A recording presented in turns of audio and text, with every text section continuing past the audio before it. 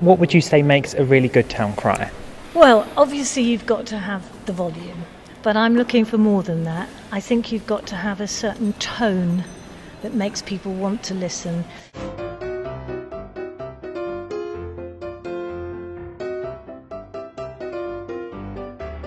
Things have obviously changed over the years, and I think now we've probably got one of the best squads we've ever had. How did you think I'd do? Do I make the team, or you're not quite sure?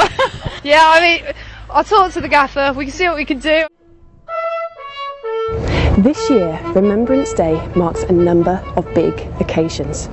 It's the 80th anniversary of the Battle of the River Plate, the 75th anniversary of the Battle of D-Day, and the 70th anniversary of the Berlin Airlift. What are you hoping to achieve with this general election?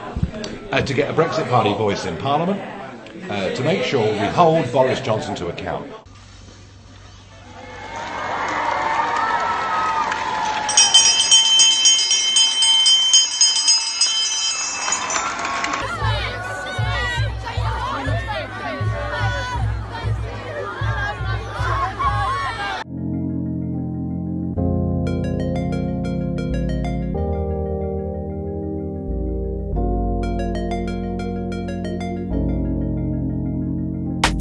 So we just had a go at stand-up paddleboarding, which is one of the world's fastest growing, well, I think it is actually the world's fastest growing water sport. You've been doing some activities on the water, and then you've also been doing some safety lessons, is that right?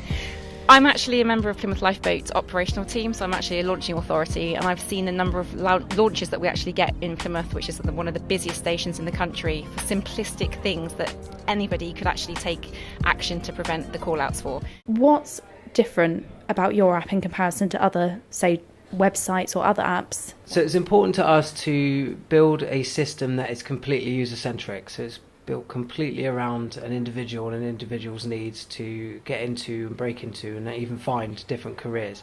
And then once they've built their CV, when they look at jobs on our platform, we show them as a percentage how qualified and experienced they are. Like most people in Plymouth, for the last 30 years, I've been stood on Plymouth Hoe or at various points around Plymouth Sound, looking at the island going, wouldn't it be nice to visit that? Wouldn't it be nice if somebody did something?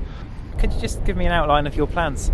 Okay, well, the plans are basically as per the current planning permission that Dan McCauley from Rotorlock and his team worked up. It's a hotel on there, but we also want to add to that a heritage centre.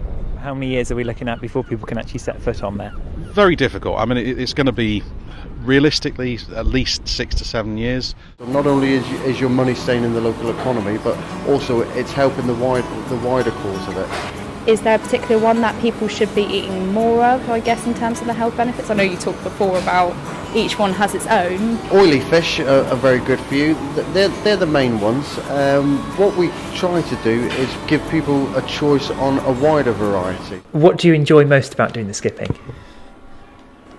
That we have to try and beat our score, and it's really fun because we do it loads and it's good sports.